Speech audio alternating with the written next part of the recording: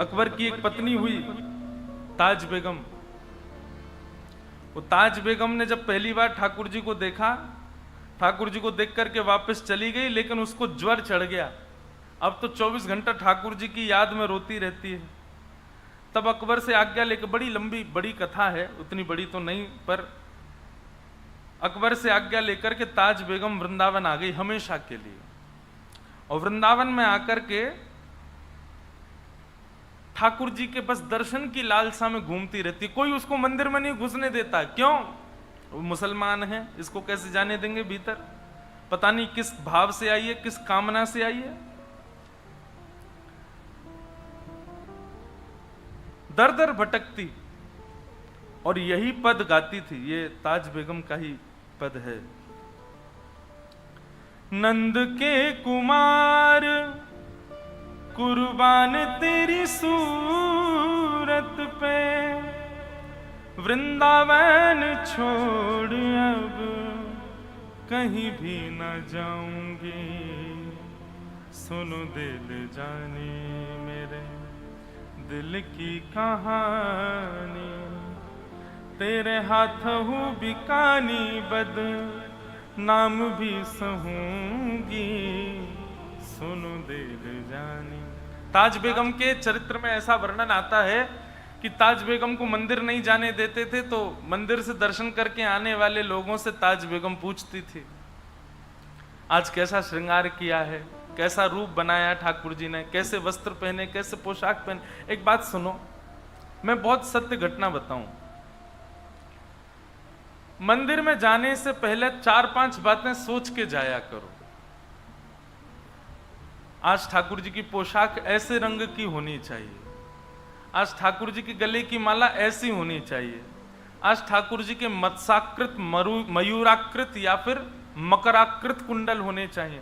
मत्स्याकृत मतलब हो गए मछली के आकार के, मयूराकृत हो गए मयूर के आकार के, और मकराकृत हो गए मगरमच्छ के आकार के। और कुछ नहीं तो केवल मोतियों के कुंडल होंगे। मन में पहले से सोच लो, अपने चित्त में एक छवि ठाकुर जी की बना करके फिर मंदिर में जाओ, और फिर भीतर जाकर के मैचिंग करना कि मैंने जो जो सोचा उसमें से कुछ मैच हुआ कि नहीं। और जैसे ही आपको मैचिंग दिखेगी ना, 2 लोग संग लेके जाना, क्योंकि अनकॉन्शियस हो जाओगे, फिर बेहोशी आ जाएगी आपको एक भी चीज यदि मिल गई तो। और जब मिलता हुआ दिख जाए ना, जो विचार किया वैसा श्रृंगार दिख जाए, तो बस प्रसन्न हो जाना कि मेरी भक्ति स्वीकार हो रही है, ठाकुर जी स्वीकार कर रहे हैं। एक प्रसंग है, मैंने 1-2 बार सुनाया कथा में। हमारे गिरधर लाल जी कल पधारे थे कथा में। आप श्री का प्रथम जन्मोत्सव हम लोगों ने मनाया नाथद्वार में, और इस बार ठाकुर जी का 5म जन्मोत्सव भी नाथद्वारा में ही है। ठाकुर जी का प्रथम जन्मोत्सव नाथद्वारा में हुआ, द्वितीय जन्मोत्सव पंढरपुर में होना था पर कोविड के कारण वृंदावन में हुआ। तृतीय जन्मोत्सव जगन्नाथपुरी में होना था पर कोविड के कारण वो भी वृंदावन में हुआ। और चतुर्थ जन्मोत्सव ठाकुर जी का अयोध्या जी में हुआ, और फिर अब की बार 5वां उत्सव ठाकुर जी का द्वारिका में हुआ। अब 6वां उत्सव है ठाकुर जी का, हमारे गिरधर लाल जी का, श्री नाथद्वार में। आप लोग भी आइएगा। 11 से 17 जनवरी ठाकुर जी का हर वर्ष 11 से 17 जनवरी अलग अलग जगह पर उत्सव होता है। और देखो जगह पता कैसे डिसाइड होती है? अंतिम दिन 4 पर्ची डाली जाती है 4 जगहों की, उसमें से एक पर्ची उठेगी, जहां का नाम आता अगला उत्सव वहीं होता है। तो इस बार 4 पर्ची डाली थी, और 4 पर्चियों में था तिरुपति बालाजी, गुरुवायूर, नाथद्वार और श्री गोवर्धन वृंदावन अपने ब्रज में। तो जब पर्ची उठी तो आया नाथद्वारा, श्री नाथद्वारा। तो 11 से 17 जनवरी वहां होगा उत्सव। तो प्रथम उत्सव जब ठाकुर जी का हुआ, हमारे लाल जी जब 1 साल के भये, तो कितनी सत्य घटना, बहुत ध्यान से सुनना। तो वहां कथा का नियम होता है, 9 बजे कथा शुरू होती है, 12 साढ़े 12 बजे तक कथा चलती है लाल जी के उत्सव में, और शाम को उत्सव होते हैं। तो सुबह सुबह उठ करके मैं ठाकुर जी का श्रृंगार आदि करके बढ़िया उनको तैयार करके बंगला सजा करके, सर्दियों का समय होता है तो पुष्प के बंगले नहीं बनते ठाकुर जी के, हटरी बनती है, हटरी ठाकुर जी को धराई जाती है। तो प्रथम दिन नीला श्रृंगार, मोतियों की माला, और ठाकुर जी बैठे कांच की हटरी में। श्रृंगार करके 9 बजे मैं अपना बाल भोग पाके सीधे कथा में चला गया। नाथद द्वार में राजभोग ठाकुर जी का जो होता है वो 11:30 12 बजे होता है, और उसी समय विशेष श्रृंगार होता है श्रीनाथ जी का। तो एक बालक को मैंने सेवा दे रखी थी, मैं तो कथा में रहूंगा, तुम रोज श्रृंगार का दर्शन करके आना और मुझे बताना कि ठाकुर जी कैसा श्रृंगार कर रहे हैं। तो प्रथम दिन नीली पोशाक, मोतियों की माला और कांच की हटरी में श्री गिरधर लाल जी विराजे। कथा हुई। कथा के उपरांत में जैसी मंच से उतरने लगा तो वो बालक, उनका मैंने हाथ पकड़ा, मैंने कि तुम दर्शन करके आए? बोले हाँ, मंदिर का प्रसाद दिया। मैंने कहा कैसा श्रृंगार है आज श्रीनाथ जी का? बोले महाराज जी नीली पोशाक है, मोतियों की माला है, कांच की हटरी में श्रीनाथ जी विराज रहे हैं। अरे मैंने कि तुम गिरधर लाल जी का मत बताओ, ये बताओ श्रीनाथ जी का। बोले मैं श्रीनाथ जी का बता रहा हूं।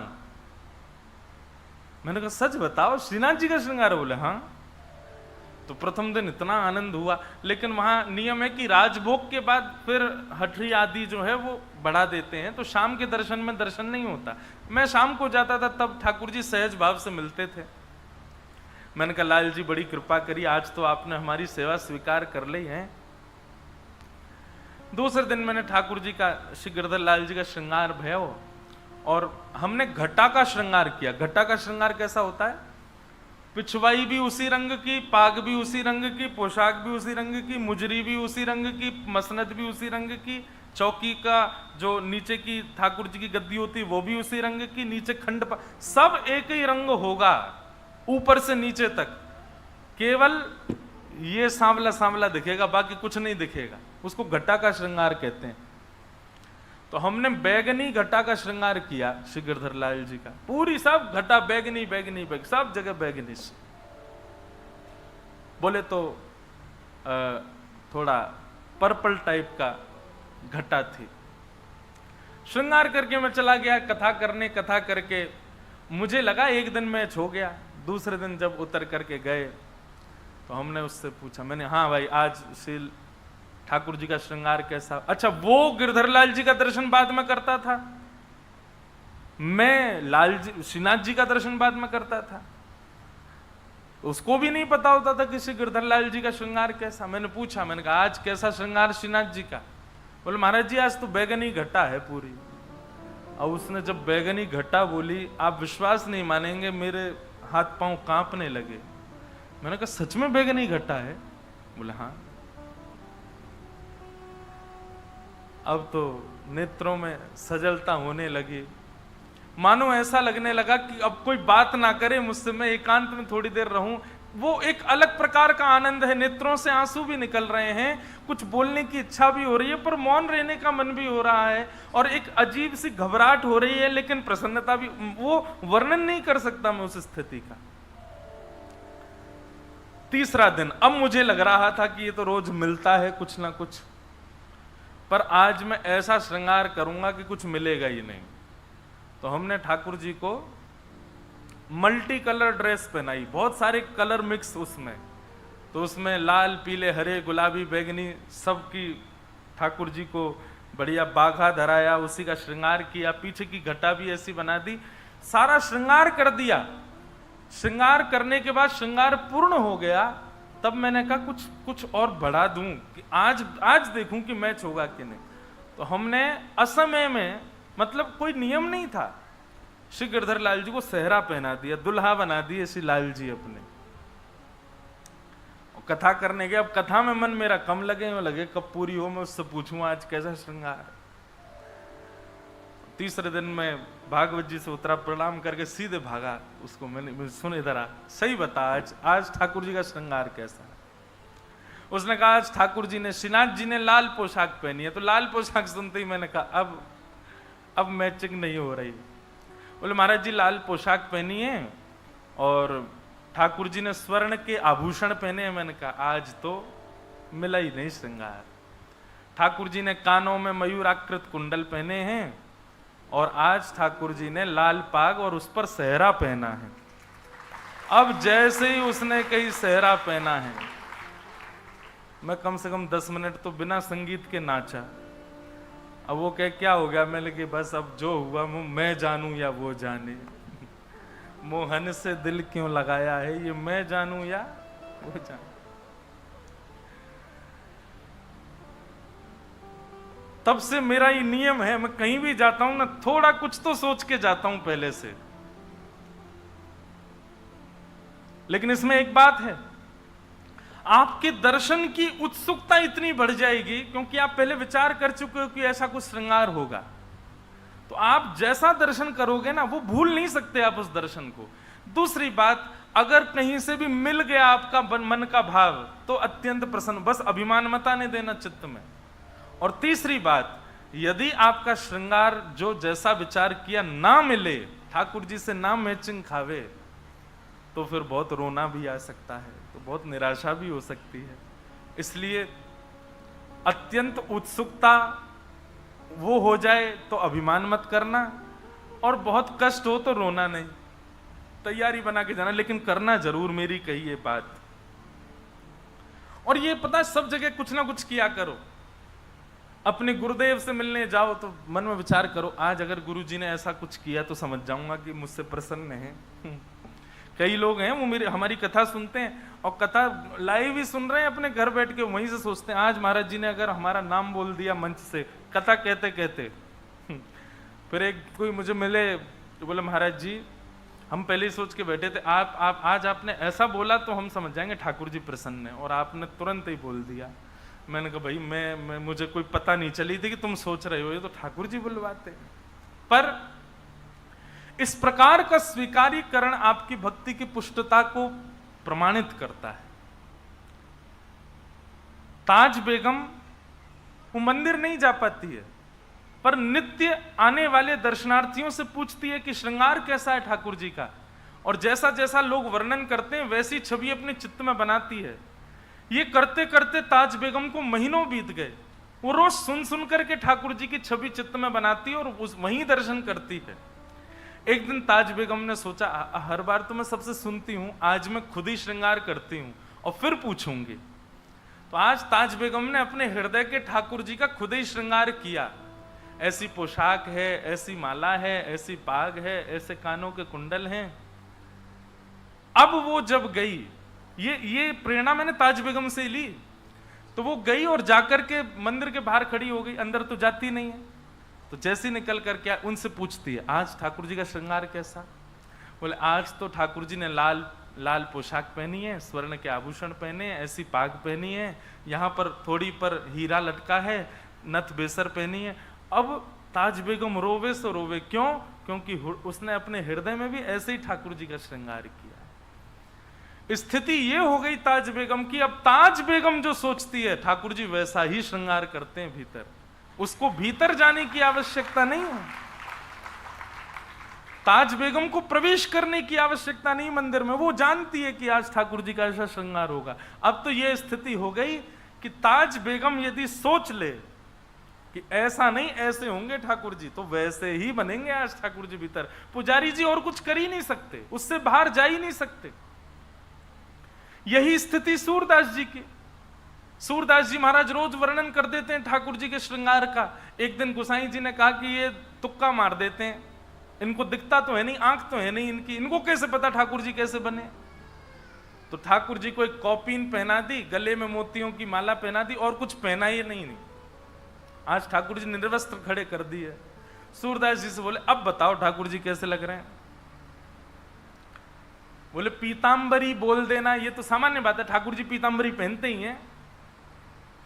सिर पर पाग बोल देना, कभी मुकुट बोल देना, ये तो सामान्य बात है, क्योंकि पाग और मुकुट के अलावा कुछ पहनते नहीं है। आज बताए सूरदास क्या पहना है ठाकुर जी ने, क्योंकि सूरदास ठाकुर जी तो आज निर्वस्त्र खड़े हैं, नेत्र है नहीं सूरदास जी के। जैसे कपाट खुले श्रीनाथ जी के, सूरदास जी पहले तो मुंह पे हाथ धर के खूब हंसे। गोसाई जी बोले क्या हो गया, आज कैसे लग रहे हैं ठाकुर जी? आज तो बहुत प्यारे लग रहे हैं। बताओ तो सूरदास कैसे लग रहे हैं? नेत्र नहीं है सूरदास जी के। सूरदास जी कहते हैं, मोतन माल गले उर साजे, छवि के उठत तरंगा, आज हरि देखे नंगम नंगा, आज हरि देखे नंगम नंगा। सबके नेत्र सजल हो गए जब सूरदास जी ने वर्णन किया। नेत्रों की आवश्यकता नहीं है ठाकुर जी को देखने के लिए भैया, प्रेम की आवश्यकता है, अंतर हृदय में भाव की आवश्यकता है। कानों की आवश्यकता नहीं है ठाकुर जी की कथा सुनने के लिए, भाव की आवश्यकता है। जीव की आवश्यकता नहीं है ठाकुर जी की कथा गाने के लिए, भाव की आवश्यकता है। ताज बेगम कहती है, सुनो दिल जानी मेरे दिल की कहानी, तेरे हाथ हूँ बिकानी, तेरे हाथ हूँ बिकानी, बदनाम भी सहूंगी, सुनो दिल जानी। देव पूजा ठानी में नमाज हूँ भुलानी, तज कलमा कुरान तेरे गुणन गहूंगी मैं, सुनो दिल जानी मेरे दिल की कहानी, तेरे हाथ हूँ बिकानी, तेरे हाथ हूँ बिकानी, बदनाम भी सहूंगी, सुनो दिल जानी। सांवला सलोना सिर ताज सिर कूले दिए, तेरे नेह दाग में ने दाग हूँ गधूंगी मैं, सुनो दिल जानी मेरे दिल की कहानी। नंद के कुमार कुर्बान तेरी सूरत पे, नंद के कुमार कुर्बान तेरी सूरत पे, हूँ तो मुगलानी हिंदुआनी हो रहूंगी मैं, सुनो गुल जानी मेरे दिल की कहानी, तेरे हाथ हूँ बिकानी, तेरे हाथ हूँ बिकानी, बदनाम भी सहूंगी, सुनो दिल जानी। ये प्रसंग क्यों सुनाया मैंने कि वही ताज बेगम जब वृंदावन जाती है तो उसको भीतर मंदिर में जाने की आवश्यकता नहीं है, वो केवल वृंदावन को भजती है और वृंदावन की कृपा से ठाकुर जी मंदिर के बाहर तक दर्शन दे देते हैं उसको, बाहर नहीं अंतस्थ में। और वृंदावन जब कृपा करता है ना बंधुओं, तब वृंदावन की कृपा से आपको साधन की आवश्यकता नहीं होती। आप जहां बैठेंगे वहीं राधा रमन लाल हैं, आप जहां बैठेंगे वहीं श्री बिहारी जी महाराज हैं, आप जहां बैठेंगे वहीं यमुना जी हैं, आप जहां बैठेंगे वहीं श्री गोवर्धन नाथ प्रकट हो जाएंगे। ये वृंदावन कृपा करके प्रदान करता है, ये अन्य में सामर्थ्य नहीं है कृपा करने की। भाई आपको किसी की कोई वस्तु चाहिए तो जिस पर वो वस्तु है उसी से तो मांगोगे। वृंदावन की श्री यमुना जी हैं, वृंदावन के श्री गोवर्धन नाथ हैं, श्री राधा रमन, राधा वल्लभ, राधा बांके बिहारी वृंदावन के ठाकुर हैं। वृंदावन को भजोगे तो वृंदावन इनको प्रदान करेगा। फिर चाहे आप जहां रहो, वृंदावन कृपा अनुग्रह करके ये प्रदान करता है। मैं तो निवेदन करता हूं कि श्री जी को भजो, ठाकुर जी को भजो, जिसको भजना भजो, परंतु एक बार मेरे कहे से वृंदावन को भजना प्रारंभ कर दो। नित्य आप अपनी सेवा के भाव में अपने जब भी आप बैठते हैं अपने ठाकुर जी के आगे नेत्र बंद करके श्री वृंदावन वृंदावन वृंदावन वृंदावन वृंदावन वृंदावन वृंदावन वृंदावन भजो। वृंदावन अनुग्रह करता है तो आपको कण कण में श्री राधा रमण जी का अनुभव होता है। ऐसा श्री वृंदावन धाम, उस वृंदावन में ठाकुर जी का आगमन हुआ है।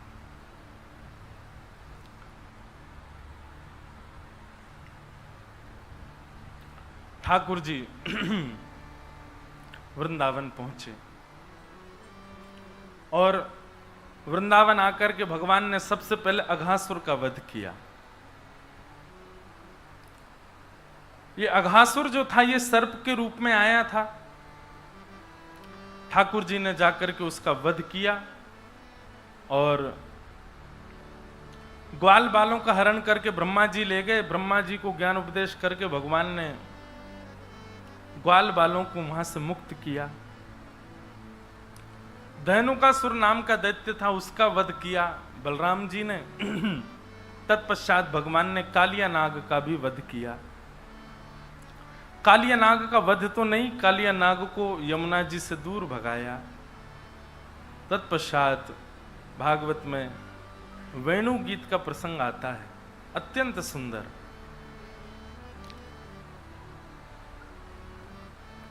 कि बरहा पीड़म नटवर वपु कर्णयो कर्णकारम विभ्रदवासः कनक कपिसं वैजयन्तीं च मालां रन्ध्रान् वेणोऽधर सुधया पूरयन् गोपवृन्दैः वृन्दारण्यं स्वपदरमणं प्राविशद गीतकीर्ति। वेणु गीत अभी लगभग 1.5-2 महीना पहले जयपुर में अकिंचन कथा हुई थी। वहां श्री वेणु गीत पर ही 3 दिन तक चर्चा हुई। बहुत सुंदर है, इतना प्यारा है वेणु गीत। वेणु गीत का मतलब क्या है? Live telecast. ठाकुर जी वन में जाकर के वंशी बजाते हैं और उस वंशी को जब ब्रज की गोपियां सुनती हैं तो किलोमीटरों दूर गोपियों के कान में जब वो वेणु की ध्वनि जाती है, ध्वनि जाते ही ठाकुर जी के एक स्वरूप को प्रकट कर देती है। और जो स्वरूप ठाकुर जी का प्रकट होता है गोपियों के चित्त में, वो वास्तविक में वैसा ही स्वरूप ठाकुर जी ने इस वक्त धारण किया होता है। ऐसा वो वेणु गीत है। उसमें गोपियों का मनोभाव यहां पर वर्णन किया गया। ठाकुर जी का स्वरूप कैसा है? दर्शन करो। कि बरहा पीड़म, ठाकुर जी अपने सिर पर मोर पंख से अभिसिंचित मुकुट धारण करते हैं। बरहा पीड़म, आपीड़ कहते हैं मुकुट को। और नटवर वपु, नट कहते हैं आकर्षण करने वाले को। पर ठाकुर जी कैसे बोले? नटवर, आकर्षण करने वालों में भी सर्वोपरि। ऐसा हो ही नहीं सकता कि आप ठाकुर जी के प्रति आकर्षित ना हो। मधुसूदन पाद सरस्वती अपने एक वाक्य में कहते हैं, एक श्लोक में कहते हैं, हे मन तू वृंदावन मत जाना।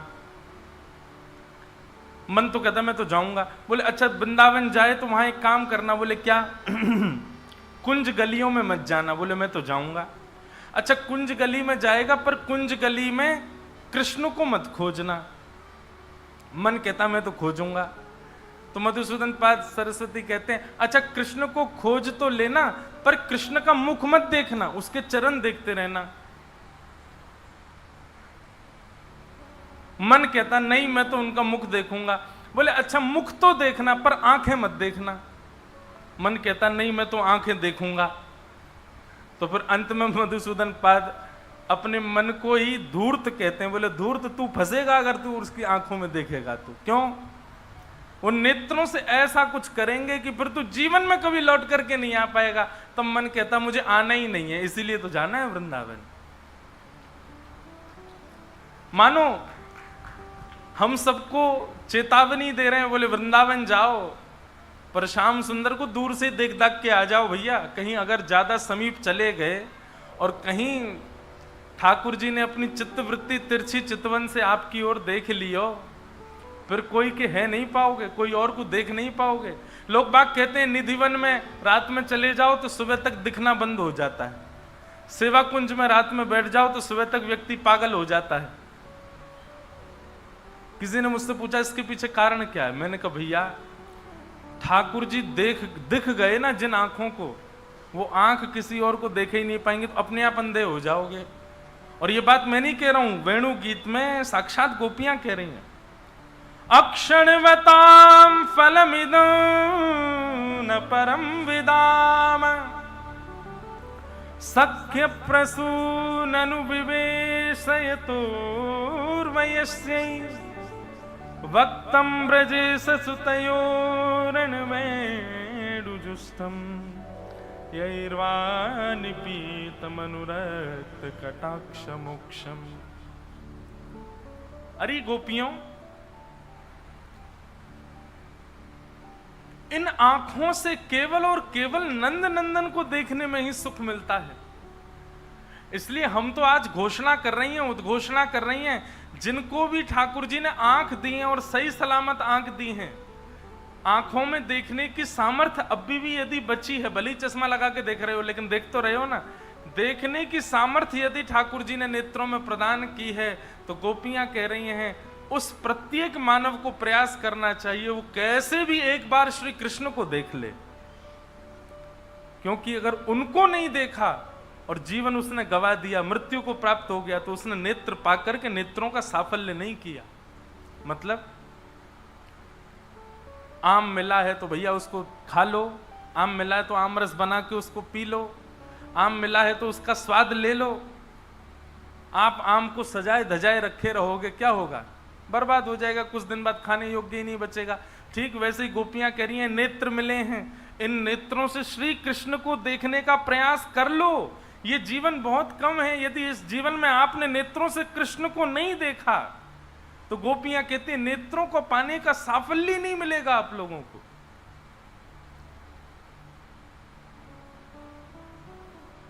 सूरदास जी का पद है हरि दर्शन की प्यासी अखियां, हरि दर्शन की प्यासी। गाओ सब लोग। हरि दर्शन की प्यासी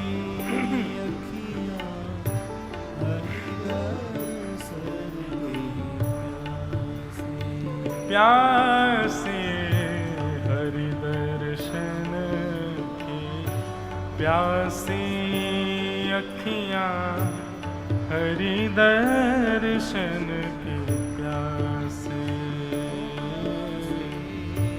हरि दर्शन की प्यासी अखियां, हरि दर्शन की प्यासी। देखो चाहत कमल नयन को, देखो चाहत कमल नयन को, देखो चाहत कमल नयन को, देखो चाहत कमल नयन को। निस दिन रहत उदासी, निस दिन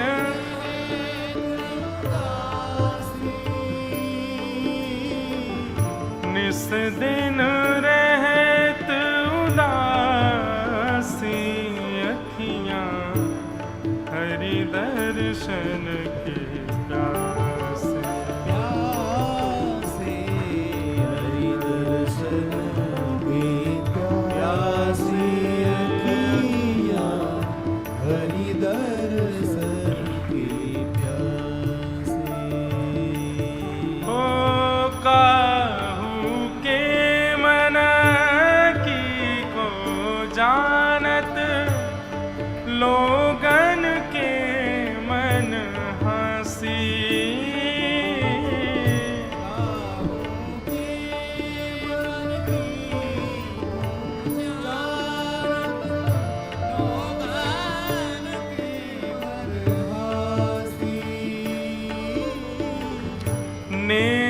लगाए त्याग गए तृण सम,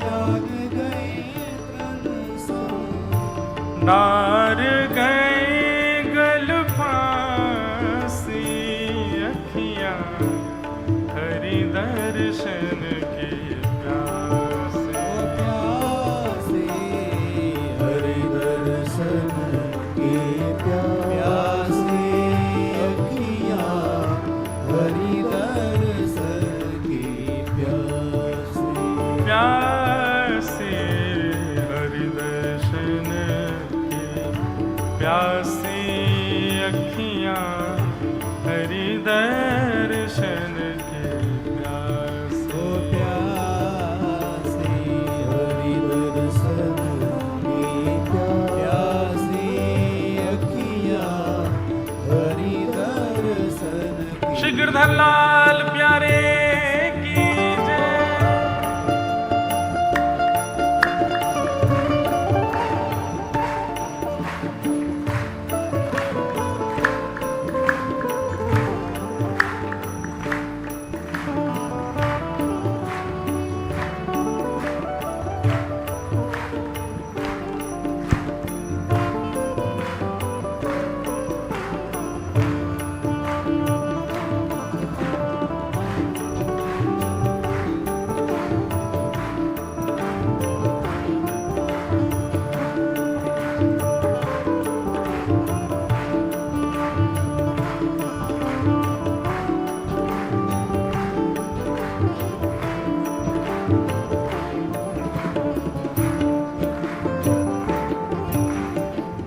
एक बात याद रखना बंधुओं, अगर कोई व्यक्ति अपने जीवन में सर्वगुण संपन्न है ना, कोई बुरा मत मानना, अगर कोई सर्वगुण संपन्न यहां बैठा हो तो वो बुरा ना माने, पर सर्वगुण संपन्न व्यक्ति है तो ये बात वो लिख ले कि इस जन्म में ठाकुर जी नहीं मिलने वाले उसको। लेकिन एक वस्तु का भी अभाव जीवन में है ना, तो वो विश्वास कर ले कि ठाकुर जी जिससे मिलने का मन बनाते हैं ना, उसको कहीं ना कहीं अपूर्ण छोड़ देते हैं। ये बात निश्चित है।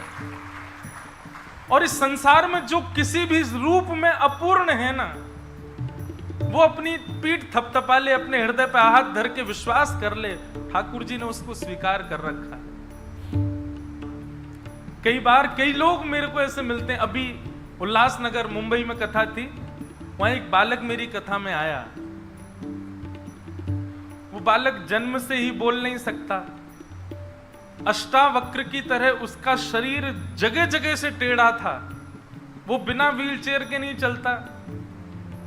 और वो अपनी नाक से, जो हमारे इंस्टाग्राम पे वीडियो डलते हैं ना, वो वही नाक से एडिट करता है। वो अपनी नाक से चलाता, उसके हाथ भी नहीं चलते, बोल भी नहीं सकता, सुन भी नहीं सकता। एक दो वीडियोस उसी ने एडिट किए और उसका काम केवल यही है, वो मेरी कथा सुनता है और वहां से वीडियोस एडिट कर करके मुझे भेजता रहता है।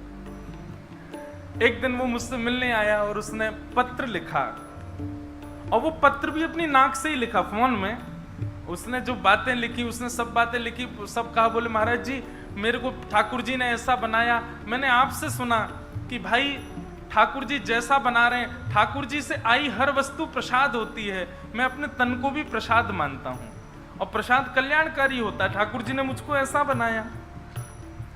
पर महाराज जी बस एक चीज का मुझे कभी कभी क्षोभ होता है, क्या कि आप कहते हैं बालकों को माता पिता की सेवा करनी चाहिए, पर मैं रोज देखता हूं माता पिता मेरी सेवा करते हैं, मैं उठ नहीं सकता, मैं बोल नहीं सकता, मैं कुछ कर नहीं सकता। मुझे बहुत कष्ट होता है इस बात का कि मैं अपने माता पिता की इस जन्म में तो सेवा नहीं कर पाऊंगा। ये अपूर्णता ठाकुर जी ने जो मेरे जीवन में दी है, इसके कारण बस थोड़ा क्षोभ रहता है मुझको। बाकी आप कुछ ऐसा बोल दो कि मैं थोड़ा प्रसन्न हो जाऊं। मैंने कहा देखो, सूरदास जी एक बात कहते थे। सूरदास जी कहते थे, सूरदास जी को किसी ने कहा आप लोग थोड़ा थोड़ा आगे खिसक के आओ भैया, नेक नेक आगे आ जाओ। सूरदास जी को किसी ने कहा कि आप बीच वाली माताएं भी आगे आ जाओ, सब आगे आ जाओ, पहले आगे आ जाओ तभी बोलेंगे, हमने तो फिर भूल जाऊंगा मैं बहुत जल्दी डिस्ट्रैक्ट हो जाता हूं। क्या कह रहा था? हाँ, सूरदास जी को किसी ने कहा कि हे सूरदास जी, आपके पास नेत्र तो है नहीं, ठाकुर जी ने आपको जन्मांध बनाया, जन्म से अंधा बनाया, फिर भी उस ठाकुर का इतना यश क्यों गाते हो आप? व्यक्ति तो उसका यश गाता है जो उसकी सहायता करे, पर ठाकुर जी ने आपको जन्मांध बनाया, आप उनका इतना यश क्यों गाते हो? सूरदास जी का उत्तर बड़ा सुंदर। सूरदास जी कहते हैं, बोले भैया, किसी व्यक्ति को यदि कोई योग्यता मिली है तो इसका मतलब क्या है? उस योग्यता से वो अपनी रक्षा सुरक्षा स्वयं करे। हमको ठाकुर जी ने पैर दिए हैं, पैर दिए हैं मतलब अपने आप चल करके पानी पियाओ। हाथ दिए हैं, अपने काम स्वयं कर लो। नेत्र दिए हैं, इसका मतलब सामने से यदि कोई आ रहा है तो हट जाओ, सामने गड्ढा है तो बच करके चलो, लांग करके चलो, सामने थोड़ा ऊंचा बम्पर जैसा है तो छलांग करके चलो। नेत्र ठाकुर जी ने दिए, माने अपनी स्थिति स्वयं समझ लो और स्वयं को बचाओ। लेकिन ठाकुर जी ने मुझको नेत्र नहीं दिए। नेत्र नहीं दिए इसका मतलब क्या है? चाहे मेरे जीवन में गड्ढे आए, चाहे ऊंचाई आए, चाहे नीचाई आए, चाहे सामने से कोई आए, चाहे कहीं से भी कुछ आवे, मुझे कुछ दिखेगा नहीं। क्यों? ठाकुर जी ने मेरा हाथ पकड़ करके कह रखा है, सूरदास तू तो मेरा भजन कर, तेरी देखवे को काम मैं करूंगा, तू बस मेरा हाथ पकड़ ले। जहां गड्ढो आएगा मैं तो बचाऊंगा, जहां सामने तो कोई आएगा भाई मैं किनारे करूंगा, तू तो केवल मेरा ध्यान कर, तो देखने की जरूरत नहीं है। ठाकुर जी ने किसी को अपूर्ण करके भेजा, इसका मतलब उसकी जिम्मेवारियां कम करी हैं ठाकुर जी ने। तू कम बर्डन ले यार सिर पे, काहे को इतना सिर पे ले रहा है, थोड़ा अपूर्ण रहे। लेकिन हम उस अपूर्णता को अभिशाप मान करके दुखी हो जाते हैं। क्यों? इसलिए भैया, किसी भी रूप में, किसी भी भाव से यदि आप अपूर्ण हो तो निश्चित है कि श्री कृष्ण उस अपूर्ण स्थान पर बैठे हैं, उसी अपूर्ण स्थान को उन्होंने स्वीकार कर रखा। लेकिन प्रसन्न तो रहना मन से कि ये अपूर्णता के रूप में ठाकुर जी बैठे हैं, पर फिर भी सूरदास जी की तरह कभी कभी ठाकुर जी से बात वार्तालाप किया करो। सूरदास जी अंतिम पंक्ति में क्या कहते हैं? केसर तिलक मोतिन की माला, वृंदावन के वासी। केसर तिलक मोतिन की माला, वृंदावन के वासी। सब लोग केसर तिलक मोतिन की माला, वृंदावन के वासी। केसर तिलक मोतिन की माला, वृंदावन के वासी। सूरदास प्रभु तुमरे दरस बिन, सूरदास प्रभु तुम्हारे दरस बिन, सूरदास प्रभु तुमरे दरस बिन, सूरदास प्रभु तुम्हारे दरस बिन, ले हो करवट काशी, अखियां हरि दर्शन की प्यास। ओ प्यासी हरि दर्शन की प्यासी अखियाँ, हरि दर्शन देखो, की प्यास। काशी जो लोग गए हैं, बनारस जो लोग गए हैं, उन्होंने देखा होगा काशी विश्वनाथ मंदिर के पास में ही एक मंदिर है, करवट काशी कहते हैं उसे। एक भाव तो ये है करवट काशी बोलने का, एक भाव और है कि काशी में लेहों करवट काशी, इसका मतलब ये होता है कि मैं काशी में जाकर के प्राण त्याग दूंगा अपने। प्राचीन काल में ऐसा होता था कि जब वृद्धावस्था में प्राण बस निकलने का समय आता था तो बड़े बूढ़े लोग बनारस जाके रहते थे घाटों पर, क्योंकि मुक्ति द्वार है, वहां प्राण निकल जाए तो समझ ऐसा भाव है कि साक्षात मुक्ति मिलती है। सूरदास जी का मतलब भाव ऐसा है कि ठाकुर जी को मानो धमकी दे रहे हैं, ठाकुर जी को मानो ब्लैकमेल कर रहे हैं। सूरदास प्रभु तुम्हारे दर्श बिन यदि आपने मुझे दर्शन नहीं दिया, ले हूं करवट काशी, मैं अपने प्राण त्याग दूंगा। सीधा सीधा नहीं बोल रहे हैं, घुमा करके बोल रहे हैं कि मैं अपने प्राणों का हरण कर लूंगा यदि आपने मुझे दर्शन नहीं दिया तो। ले हो करवट काशी अखियां हरि दर्शन की प्यासी, हरि दर्शन की प्यासी अखियां हरि दर्शन की प्यासी। मानव कितना ज्यादा खतरनाक होता है। देखो, व्यक्ति संसार के किसी व्यक्ति से अपनी बात मनवाना चाहता है तो क्या कहता है, तुमने नहीं करोगे ऐसा, ठीक है तो मैं भोजन नहीं कर रहा, मैं भोजन छोड़ दूंगा। अच्छा, तुम मेरी बात नहीं मानोगे तो मैं नए कपड़े नहीं पहनूंगा, आज से नए कपड़े पहनना बंद। अच्छा, तुम ऐसा नहीं करोगे, लो मैं फोन ही नहीं चलाऊंगा। तुम ऐसा नहीं करो, लो मैं अपने अकाउंट डिलीट मार दूंगा। तुम ऐसा नहीं करोगे, अच्छा मैं अपना श्रृंगारी नहीं करूंगा, बुरा बन के रहूंगा। तुम ऐसा नहीं करोगे, मैं जल नहीं पीऊंगा। तुमने अगर ऐसा नहीं किया तो मैं दूध पीना बंद कर दूंगा। कैसे कैसे चैलेंज दुनिया के लोगों को देता है। कभी किसी को बोलते सुना जिसने जगन्नाथ जी से कहा हो कि जगन्नाथ जी जब तक नहीं मिलोगे मैं अन्न नहीं खाऊंगा? कोई कहता ही नहीं है। किसी ने जगन्नाथ जी से यह बात कही हो कि हे महाप्रभु जब तक नहीं मिलोगे दूध का सेवन नहीं करूंगा। देखो, वैसे तो मुझे नहीं कहना चाहिए, पर एक व्रत तो रखो, लेकिन वो व्रत इजी वाला नहीं होना चाहिए। हे जगन्नाथ जी जब तक नहीं मिलोगे इलायची नहीं खाऊंगा। कौन सी बड़ी बात है इलायची नहीं खाओगे तो? ऐसा कुछ व्रत लो हे महाप्रभु जी। लेकिन भैया हाथ जोड़ के पहले ही प्रार्थना, ऐसा कोई व्रत मत लेना कि आपके घर वाले मुझे ढूंढें।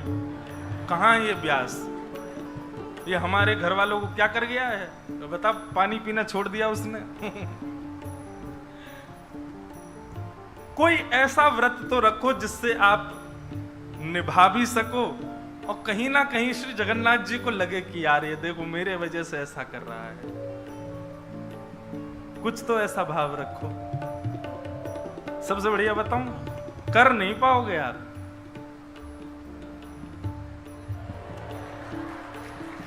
करके दिखाओ इसको। महाराज, आज का व्यक्ति सबके बिना रह सकता है, इसके बिना नहीं रह पाएगा। आगामी समय में व्यक्ति कहेगा मेरा हृदय निकाल लो डॉक्टर साहब, फोन मत देना मेरा। और मुझे तो ऐसा लगता है कि आप अन्न का तप करोगे, जल का तप करोगे, 1000 वर्ष निकल जाएंगे तो भी शायद ठाकुर जी प्रसन्न ना हो। लेकिन आपने फोन का तप किया तो हो सकता है महाप्रभु जी क्यों, वाह भाई इससे बड़ा तपस्वी कौन होगा, ले इसको तो सप्ताह में ही दर्शन दो, 1 हफ्ता में ही दर्शन दे देंगे। ज्यादा नहीं, 1 महीना के लिए करके देख लो। अच्छा तो एक और काम करो, फोन के बिना आजकल कैसे पता चले कौन कहां है? कीपैड वाला ले आओ, इंटरनेट वाला मत यूज करो। ले फोन उठाओ रखो, उठाओ रखो। मुझे पता है कई लोग यहां बैठे यूं कह रहे होंगे पहले व्यास जी तुम करो। आज एक कोई है बेचारे, उन्होंने तो शिकायत करी है मेरी, मेरे को पर्ची में भेजा है। क्या लिख के भेजा पता है? जय श्री कृष्ण, गिरधर लाल की जय। व्यास जी को भी समय का ध्यान रख के कथा में आना चाहिए। आई एम सॉरी, हमको क्षमा करो।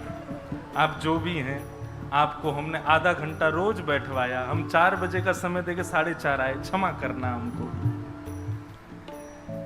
तो जो लोग सोच रहे हैं कि व्यास जी पहले आप करो, हम कर भी देंगे, हमें कोई ज्यादा बड़ा उससे, क्योंकि मेरा तो सब कुछ हमारे लोग ही संभालते, मैं तो चलाता ही बहुत कम। लेकिन कोई ऐसा व्रत करो जिसको करने में आपको भी सोचना पड़े, और श्री जगन्नाथ जी भी व्याकुल हों कि मेरे लिए कर रहा है। आजकल अन्न छोड़ना बड़ी बात नहीं है भैया, ये अन्न वन्न छोड़ देना कोई ज्यादा बड़ी बात नहीं है, लोग छोड़ देते हैं। आजकल के बच्चे वो 2-2 बजे तक सो के उठते हैं, बस ही आधा दिन तो उनका व्रत में ही निकलता है। क्या फायदा, 2 बजे तो सो के उठ रहे हैं, तो वो तो आधा दिन तो उनका आधा दिन तो व्रत में ही निकला। अन्न छोड़ना कोई बड़ी बात नहीं, जल छोड़ना, दूध छोड़ना, पनीर छोड़ना, ये कोई बड़ी बात नहीं। ऐसी किसी वस्तु को त्याग करके दिखाओ जिससे जगन्नाथ जी भी व्याकुल हों। सूरदास प्रभु तुमरे दरस बिन, सूरदास प्रभु तुम्हारे दरस बिन, ले हो करवट काशी अखियां हरि दर्शन की प्यास, ओ प्यासी हरि दर्शन की प्यासी अखियां हरि दर्शन की प्यासी, प्यासी हरि दर्शन की प्यासी अखियां हरि दर्शन